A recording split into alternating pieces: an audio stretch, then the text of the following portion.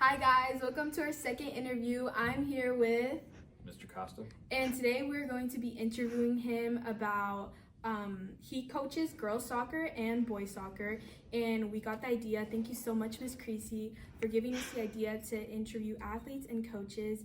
And because Mr. Costa here coaches soccer, I wanted to ask him about his players or maybe himself when planning out the games. So my first question to you is, have you experienced anxiety or have one of your players experienced anxiety on the field that you have noticed a lot? Well, I think anxiety is a very normal human reaction. So I certainly have experienced it, and I'm sure my players have too. The important thing is just don't let it consume you. Yeah, have you noticed it more in the girls or boys?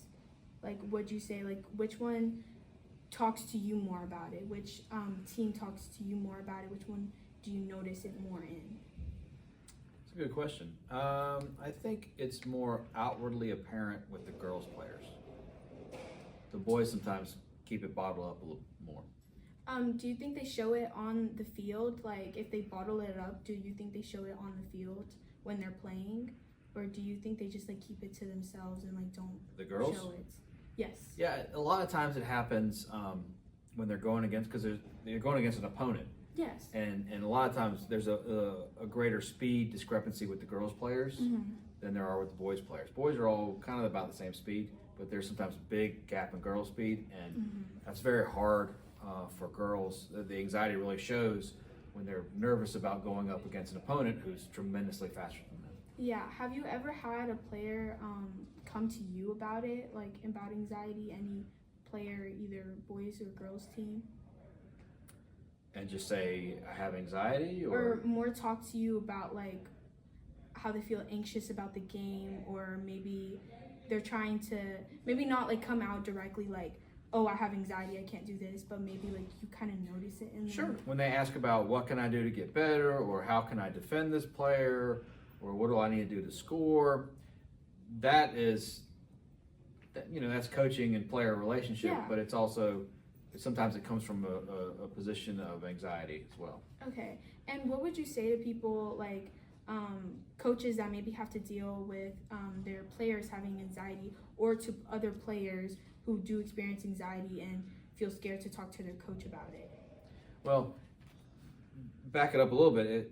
One of the ways that you can combat anxiety is to be prepared. Yeah. So the more preparation you do in training and practice, the more mental preparation, the more physical preparation, you are prepared for that moment to overcome the anxiety, Yeah. or not even have it. A lot of times players are put in a position and they didn't prepare properly, didn't eat properly, maybe skip practice or something. Sometimes that stuff happens.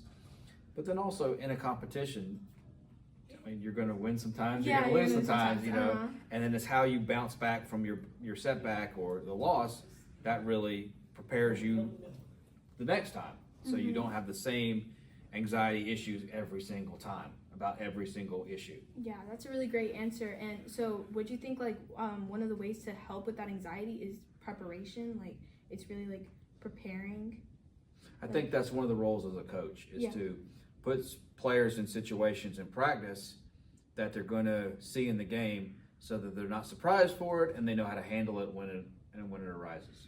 Yeah. And sometimes it works and sometimes it doesn't. Yeah, but I think that's a really good thing that some coaches don't do and some coaches do. And I think when coaches do end up doing that, it does help out the players a lot when the coaches actually care about their players. So, and I know you do. So, is there any few words that you want to say to players who may feel anxious about their next game?